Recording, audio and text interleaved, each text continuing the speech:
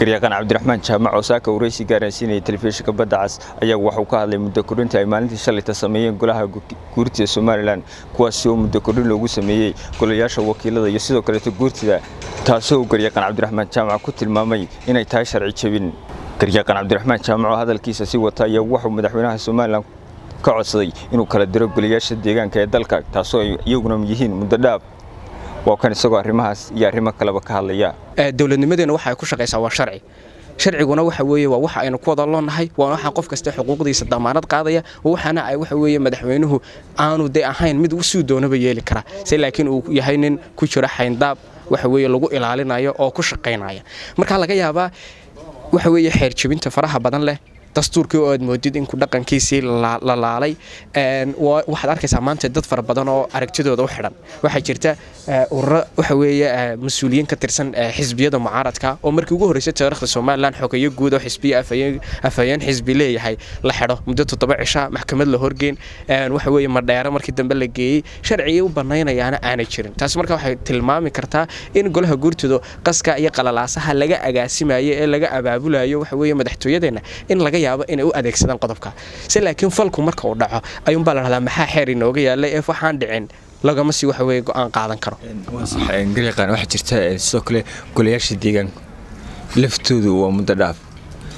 maxay maalintii shalayna laguma soo dirin lamana horkeenin golaha wakiilada wax muddo kordhina madaxweynaha laftiisu kuma soo dirin waraaqdii muddo kordhinta oo uu soo gudbiyay golayaasha kalkaran iyaga lafteeda horta waa la filayay inuu madaxweynuhu wax weeye muddo kordhinta ku daro golayaasha deegaanka maadaama labada doorasho ee wakiilada iyo golayaasha deegaanku isku sidkan yihiin xeerka ismaamulka gobolada iyo degmooyinka oo xeerka ay ku shaqeeyaan gobolada iyo wax weeye dawladaha hoose imika si cad uma tilmaamaya hadii doorashada golayaasha deegaanku waxa weeye dhici weeyda wadadii loogu tala galay sideeba loo sameeyaa waxa weeye marka muddo kordhinta ama sideeba marka golaha si jooga waxa weeye loo kala diray dastuurka Jamhuuriyadda Soomaaliland xeerkaas ayaa qeexaya buu leeyahay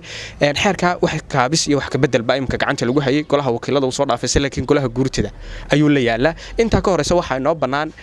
laba qodobon in golaha guurtida wixii muddo kordhin iyagu sameeyaan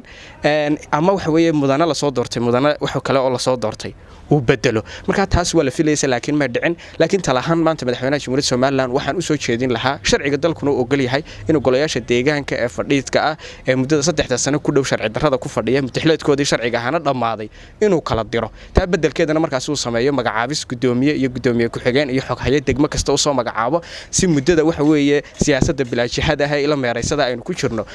waxa weeye tiimkaasi marka ay wadanka waxa weeye u adeegaan baahiyaha waxa weeye asaasiga ah ee dadku ay tabayaan baylaha badan ka muuqatana ay markaas wax uga qabtaan inta ugu badan dastuurka Jamhuuriyadda Soomaaliland hanaanka siyaasadeed dalka marka uu ka warramayo waxa uu sheegaa inuu nahay nidaam dimuqraadi ah طبعا nabad tala wadaag wada tashi iyo waxaan ku nidaamka waxa weeye axsaabta badan ku dhisan saadaradeed dimuqraadiyadu aynu in badan ku soo celcelinaatay waa awoodda siinaysa waxa weeye